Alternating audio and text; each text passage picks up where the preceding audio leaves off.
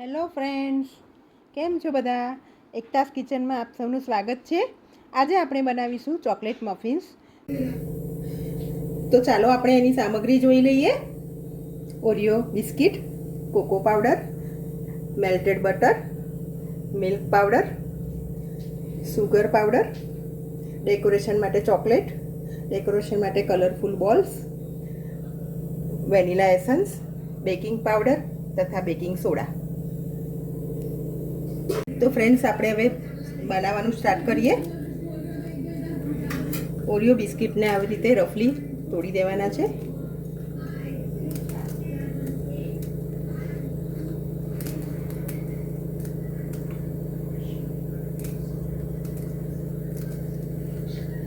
પછી એમાં ગરમ દૂધ નાખીશું.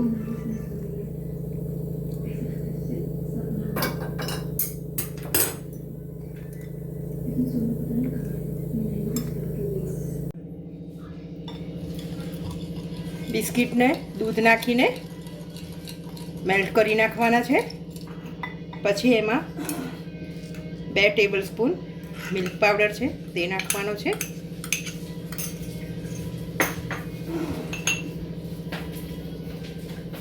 બે 2 tablespoon cocoa powder,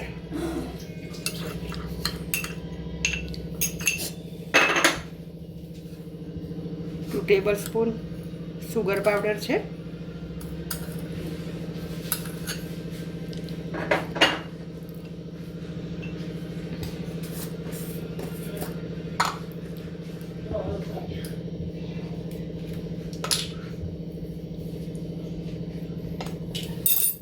half tablespoon vanilla essence,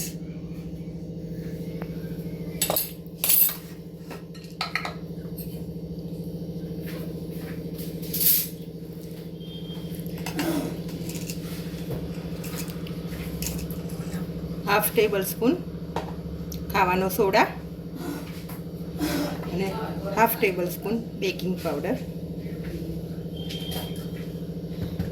હવે આ બધી સામગ્રીને આપણે સારી રીતે મિક્સ કરી લઈશું.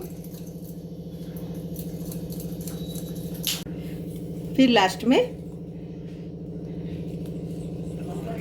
2 चम्मच बटर, मेल्टेड बटर डालना है.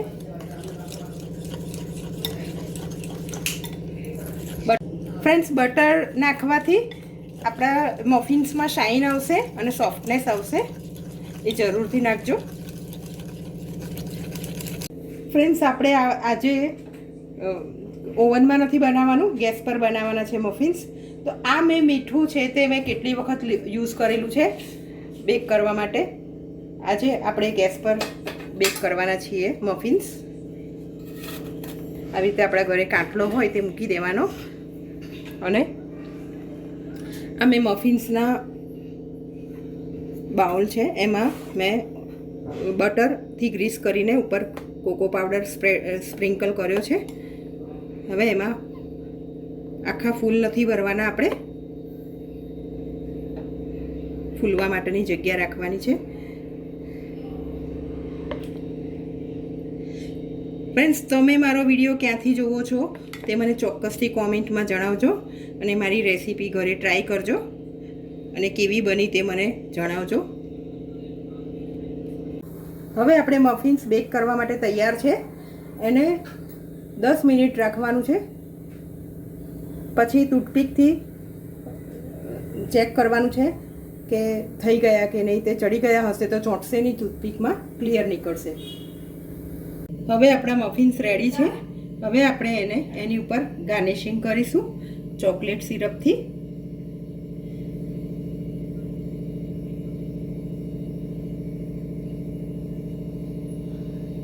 સરસ થયું.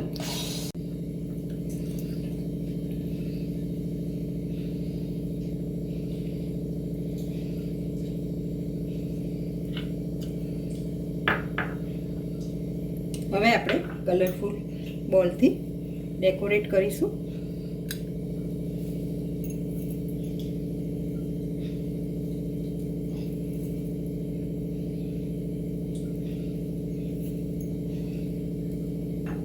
પર ચોકલેટ મૂકીશું.